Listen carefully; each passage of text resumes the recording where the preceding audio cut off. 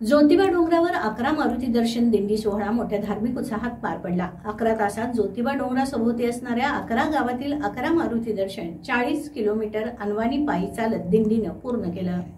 शनिवारी पहाटे 5 वाजता ज्योतिबा देवास अभिषेक आरती करून जय जय हनुमानच्या जयघोषात सकाळी 6 वाजता दिंडीस सुरुवात झाली।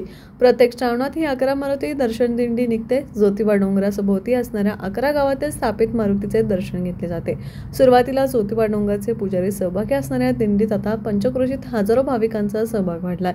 भगवा पताका, टाळ मृदुंगाच्या गजरात रवळनाथ डवरी यांच्या नेतृत्वाखाली दिंडी मार्गस्थ झाली। यमाई दर्शन करून दिंडी गिरोली, सादळे, पोहाळे, कुशिरे गावातील मारुतीचे दर्शन करून 1 वाजता केरली गावातील मारुती मंदिरात पोहोचली। या ठिकाणी राजगिरा, लाडू, केळीचे वाटप करण्यात आले। पुढे ही दिंडी केरली, असुर्ले, राक्षी, दानेवाडी, जाफळे गावातील मारुतीचे दर्शन करून परत ज्योतिबा डोंगरावरील ज्योतिबा मंदिरात सायंकाळी 5 वाजता दाखल झाली।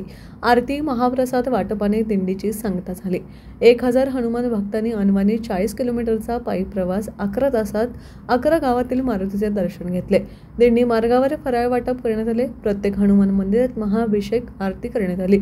श्री 11 मारुती पायी दिंडीचे संकल्पक कैलासवासी रामचंद्र नाना भिवदरणे, मच्छिंद्र डवरी महाराज मार्गदर्शक आणि देवराज मिटके आणि सर्व पुजारी ग्रामस्थ यांनी सायंकाळी 7 वाजता महाप्रसादाची व्यवस्था केली होती।